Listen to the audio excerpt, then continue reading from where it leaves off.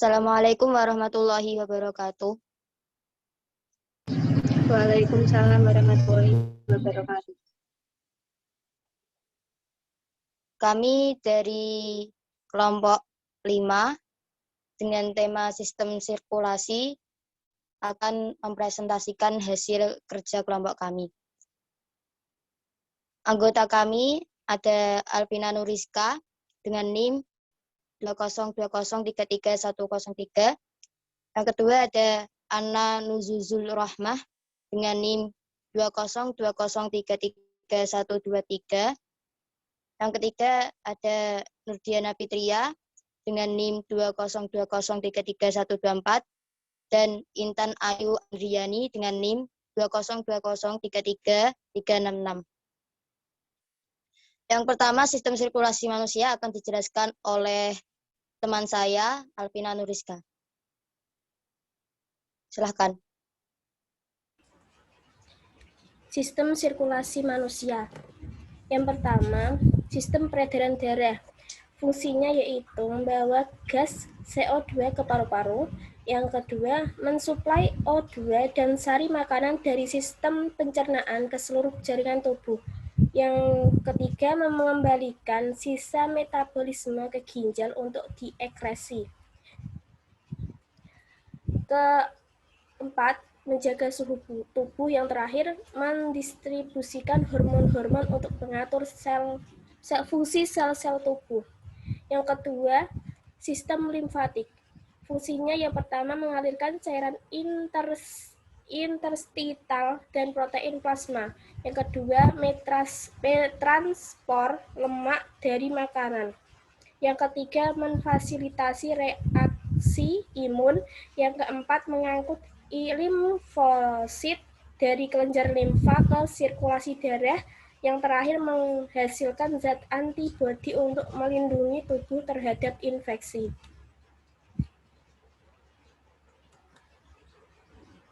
Sistem peredaran darah. Sistem sirkulasi pada manusia adalah sistem peredaran darah tertutup dan sistem peredaran darah ganda.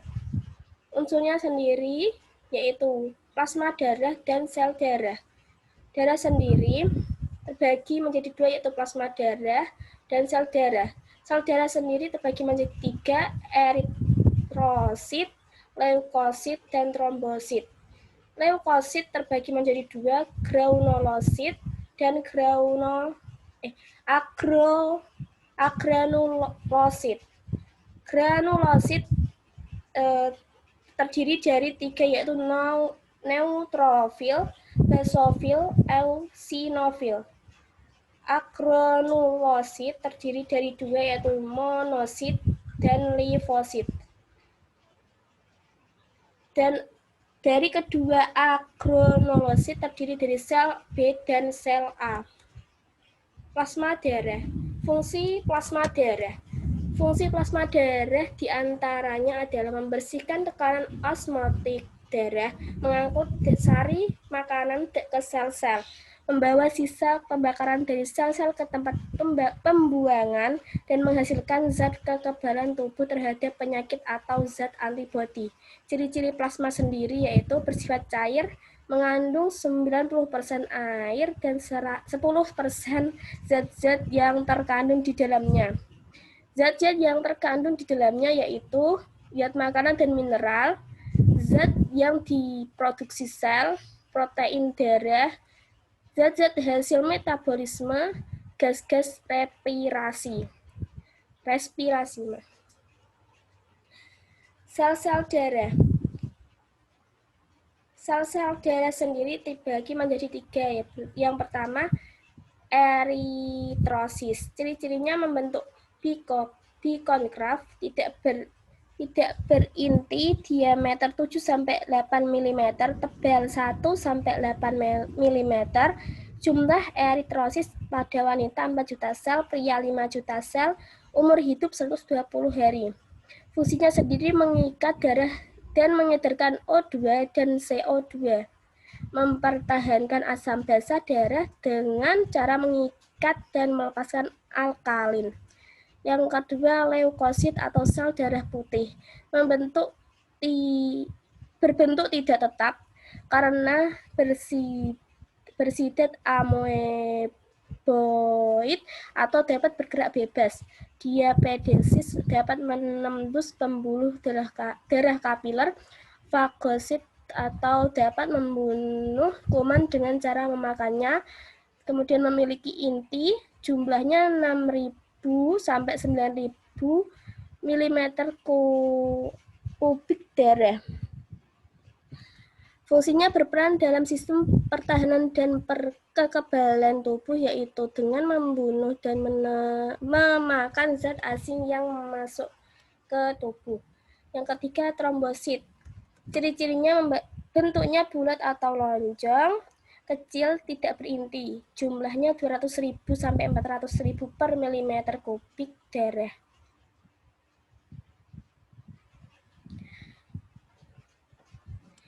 Fungsinya berperan dalam pembekuan darah ketika terjadi luka.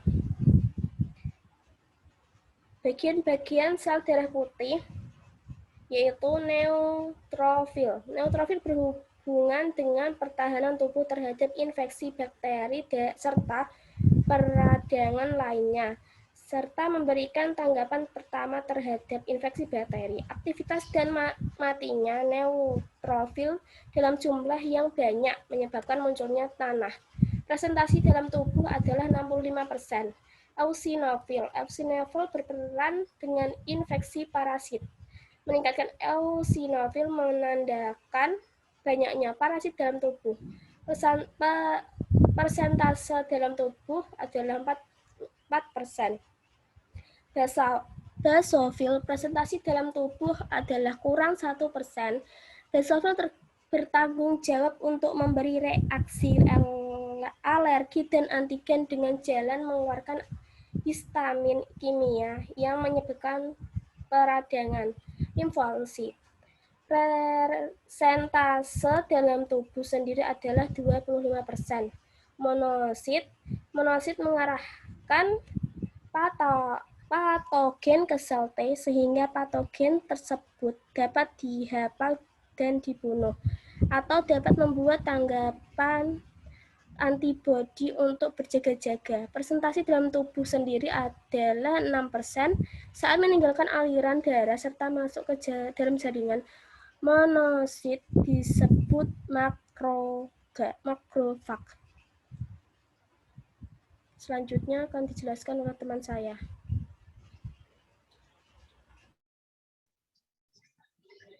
Jenis-jenis limfosit. 1. Sel B.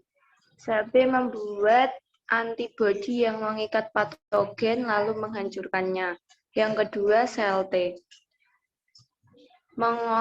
Mengordinasi tanggapan ketahanan atau yang bertahan dalam infeksi HIV serta paling untuk menahan bakteri intraseluler. Yang ketiga, sel netra killer. Sel pembunuh alami dapat membunuh sel tubuh yang tidak menunjukkan sinyal bukan benda asing karena telah terinfeksi virus atau telah menjadi kanker.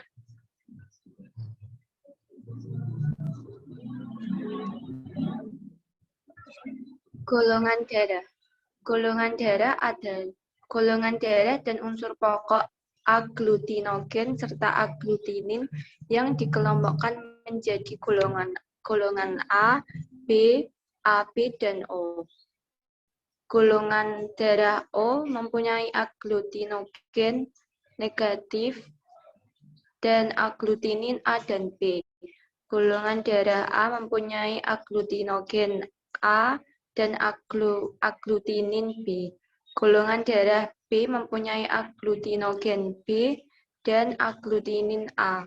Golongan darah AB mempunyai agglutinogen A dan B dan mempunyai agglutinin negatif. Uji serum golongan A, A1, A, B, dan AB, dan O. Golongan darah A bisa dilihat gambarnya,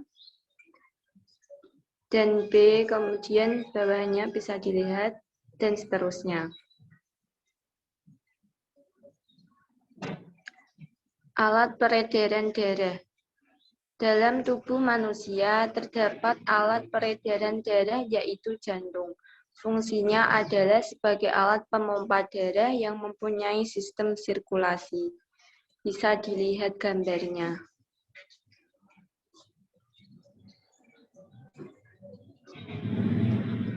Kemudian pembuluh darah. Pembuluh darah dibagi menjadi dua, yaitu arteri, yaitu pembuluh darah atau saluran yang keluar dari jantung. Arteri pulmonalis adalah arteri yang membawa darah kaya CO2 menuju paru-paru. Arteri terbesar atau aorta adalah pembuluh darah atau saluran dari jantung menuju seluruh tubuh yang kaya akan O2.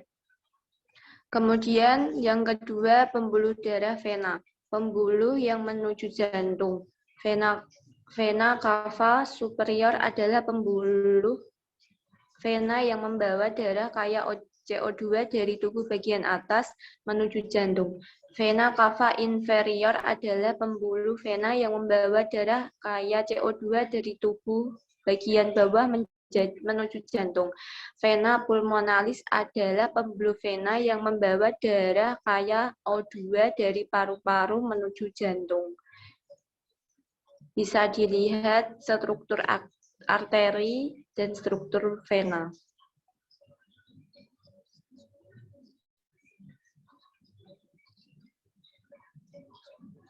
Peredaran darah. Gambar A, sirkulasi pulmonal. Sirkulasi pulmonal atau sirkulasi paru-paru merupakan sirkulasi dari jantung menuju paru-paru dan sebaliknya. Sirkulasi ini berlangsung saat darah yang mengandung karbon dioksida dari sisa metabolisme tubuh menjadi ke seluruh melalui pembuluh vena besar. Selanjutnya, darah tersebut akan masuk ke serambi kanan dan diteruskan ke bilik kanan jantung. Darah yang sudah berada di bilik kanan akan dialirkan ke paru-paru melalui arteri pulmonalis untuk ditukar menjadi oksigen.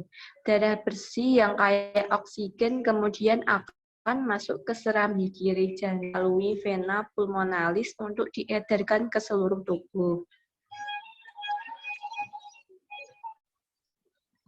Kemudian gambar B,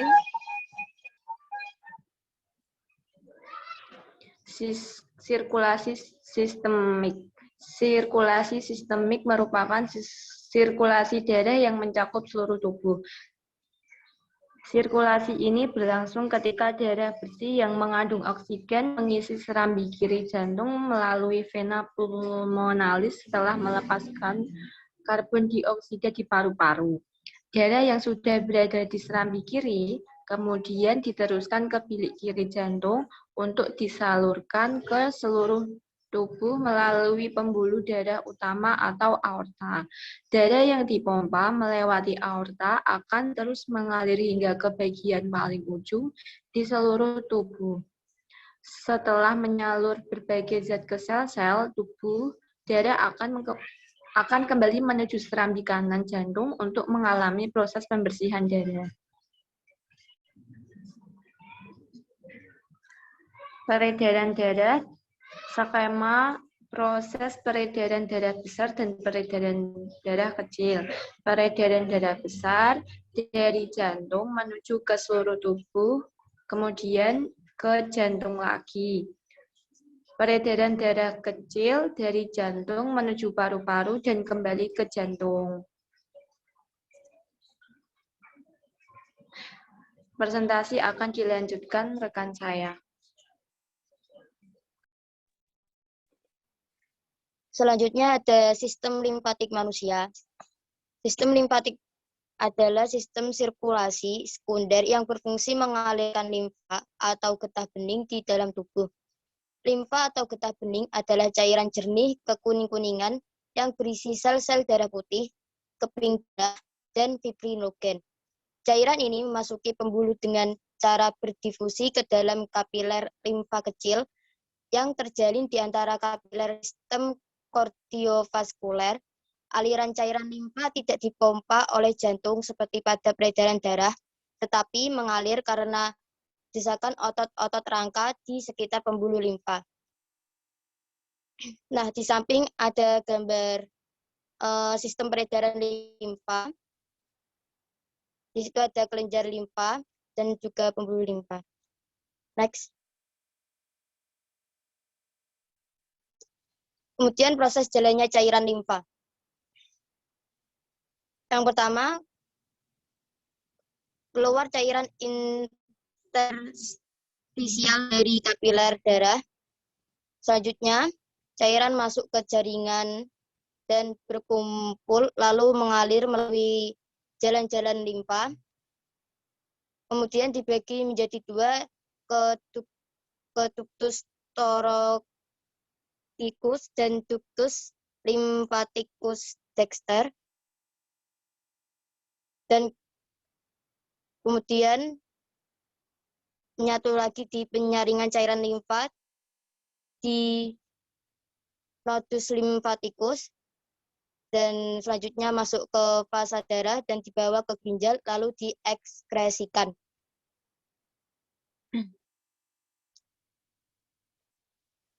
Selanjutnya ada klasifikasi pembuluh limfatik. A. Ductus lymphaticus dexter atau pembuluh limfa kanan. Pembuluh limfa ini mengangkut limfa yang berasal dari kepala, dada sebelah kanan, dan lengan kanan. Pembuluh limfa kanan bermuara pada pembuluh balik di bawah vena subclavia dextra atau vena yang melewati tulang selangka sebelah kanan. B. Ada ductus thoracicus atau pembuluh limfa dada. Pembuluh ini mengangkut limfa yang berasal dari bagian tubuh lain dan bermuara ke pembuluh balik di bawah vena subclavia sinistra atau vena yang melewati tulang selangka kiri. Pembuluh limfa dada juga merupakan tempat bermuaranya pembuluh kil atau pembuluh lemak, yaitu pembuluh yang mengumpulkan asam lemak yang diserap dari usus. Lemak inilah yang menyebabkan cairan limfa berwarna kuning keputih-putihan. Selanjutnya ada kapiler limfatik. Kapiler limfatik adalah suatu saluran dengan ujung tertutup yang terletak pada ruang antar sel. Kapiler limfatik terdapat di seluruh tubuh, kecuali di jaringan yang tidak berpembuluh, seperti tulang dan kornea mata, sistem saraf pusat, sebagian limfa, dan sumsum tulang merah. Lakteal adalah kapiler limfatik yang mengalami spesialisasi dan terdapat pada usus halus. Lakteal berperan membawa lemak beserta cairan limfa menuju pembuluh limfatik dan pada akhirnya masuk ke dalam darah. Cairan limfa yang mengandung lemak disebut kil. Di situ ada gambar kapiler limfa pada jaringan.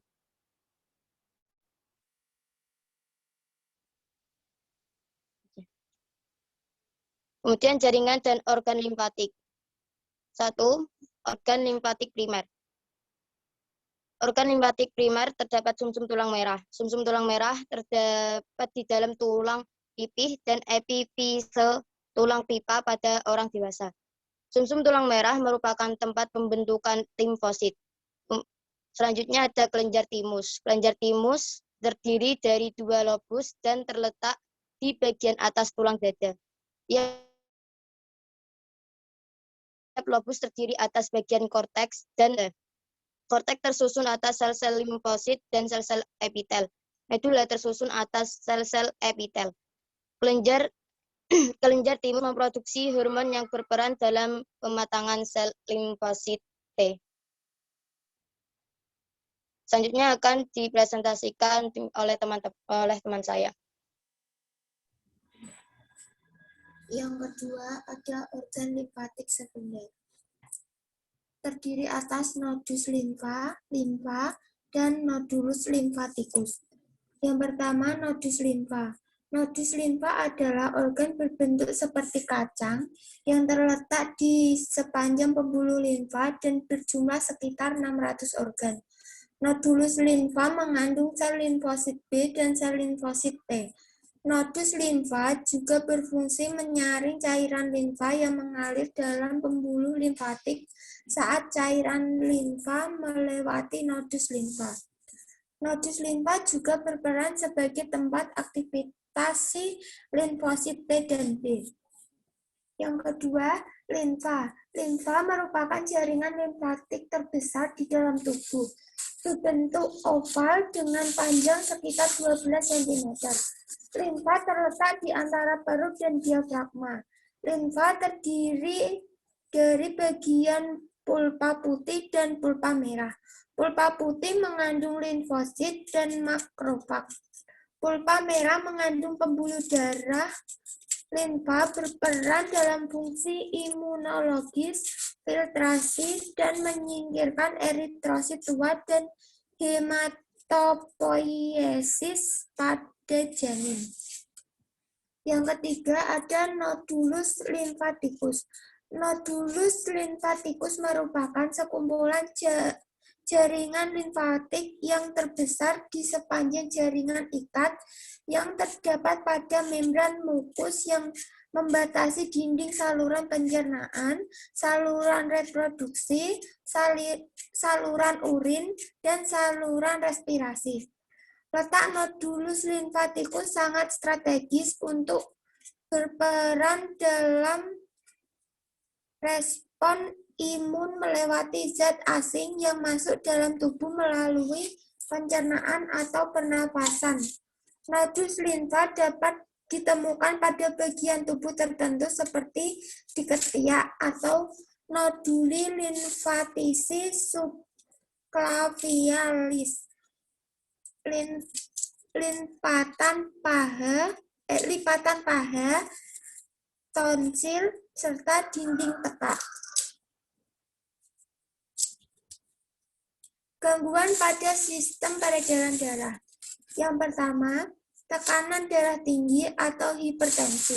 Salah satu gangguan pada sistem peredaran darah yang paling umum terjadi adalah tekanan darah tinggi. Yang kedua, aterosklerosis adalah kondisi ketika pembuluh darah arteri mengeras dan kaku sehingga mengganggu aliran darah ke organ dan jaringan tubuh. Yang ketiga, serangan jantung. Merupakan gangguan pada sistem peredaran darah yang serius dan tergolong sebagai kondisi kegawatan medis. Kondisi ini terjadi ketika suplai darah ke jantung secara tiba-tiba tersumbat. Yang keempat, trombosis vena dalam atau deep vein thrombosis. Trombosis vena dalam atau deep vein thrombosis adalah kondisi ketika pembuluh darah vena tersumbat oleh bekuan darah. Yang kelima ada iskemia. Adalah istilah medis yang digunakan jika jaringan tidak mendapatkan suplai oksigen yang cukup, misalnya pada otot jantung. Yang keenam ada stroke. Stroke adalah kondisi medis serius yang dapat mengancam jiwa. Stroke terjadi saat suplai darah ke bagian otak terputus atau mengalami gangguan. Cara menjaga kesehatan pada peredaran darah. Yang pertama, mengkonsumsi makanan yang bisa membantu kelancaran sirkulasi darah dalam tubuh. Makanan yang kamu konsumsi tentu bisa mempengaruhi sistem sirkulasi darah kamu secara keseluruhan.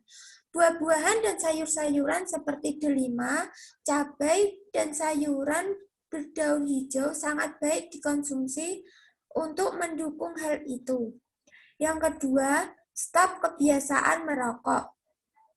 Menghentikan kebiasaan merokok merupakan salah satu kunci yang bisa membantu kamu menjaga kesehatan dan kelancaran sirkulasi darah dalam tubuh.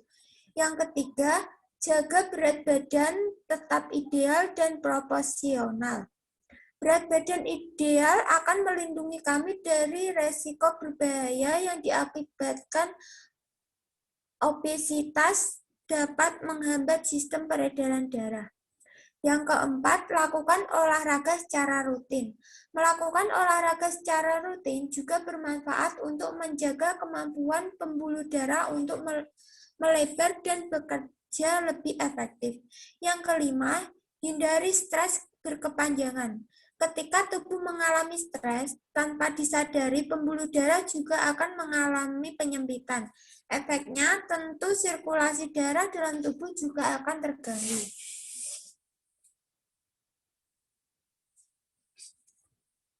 Selanjutnya ada gangguan pada sistem limfatik. Yang pertama, infeksi. Infeksi yang diakibatkan oleh virus, bakteri, kuman, jamur, dan parasit dapat memicu perlawanan dari sistem kekebalan tubuh, termasuk kelenjar getah bening. Yang kedua, ada kanker. Limfoma merupakan kanker kelenjar getah bening yang terjadi ketika sel limfosit tumbuh dan berkembang biak secara tidak terkendali. Yang ketiga, penyumbatan atau obstruksi. Penyumbatan atau obstruksi dalam sistem limfatik dapat menyebabkan terjadinya pembengkakan akibat penumpukan cairan getah bening. Yang keempat, ada penyakit autoimun. Selain berbagai penyakit di atas, sistem limfatik juga bisa terganggu akibat adanya kondisi autoimun limfoproliferative syndrome atau ALPS. Selanjutnya ada cara menjaga kesehatan pada sistem limfatik. Yang pertama, menarik nafas panjang. Kedua, berolahraga. Ketiga, minum air yang banyak. Keempat, menghindari konsumsi soda. Kelima, mengkonsumsi buah. Keenam, mengkonsumsi banyak sayuran. Ketujuh, mengkonsumsi kacang-kacangan. Kedelapan, mengkonsumsi teh. Kesembilan, yaitu pijat di area sistem limfatik. Dan yang ke-10, mandi dengan air panas dan air dingin secara bergantian.